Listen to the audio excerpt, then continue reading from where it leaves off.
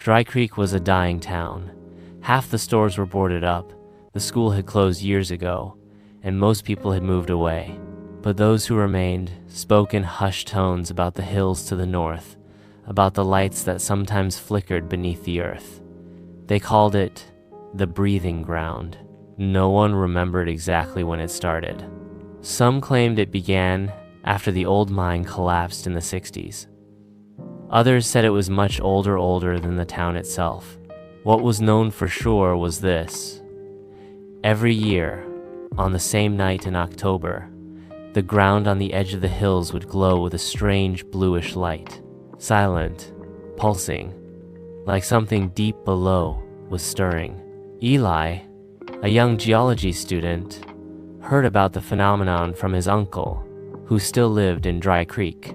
Skeptical but intrigued, Eli drove out with his camera gear, determined to document it. He arrived on October 12, 2 days before the light was said to appear. The town felt abandoned.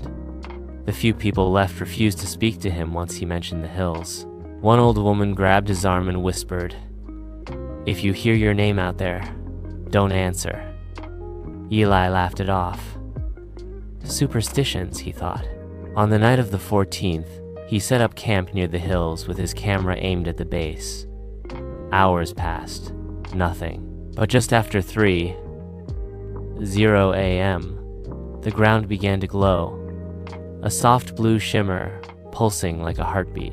Eli stared in awe, filming as the soil seemed to breathe beneath him. Then he heard it. A voice. From the earth, it called his name. At first it was faint, like a memory of someone speaking from far away, but it grew louder, clearer.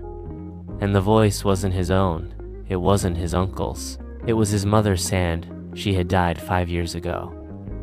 "Eli," it whispered. "Come down." He staggered back, heart racing.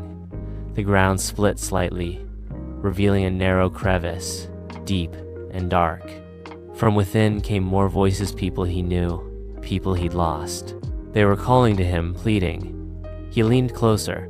Suddenly, a cold hand shot from the crevice, grabbing his wrist. The footage found on Eli's camera showed him screaming, trying to pull away, but the ground was pulling him in. The last frame captured his face, twisted in horror, as he disappeared below. No one has seen Eli since, but every October 14th, a new voice can be heard from beneath the breathing ground. A new name whispered in the dark. Sometimes, if you listen closely enough, it might be your own.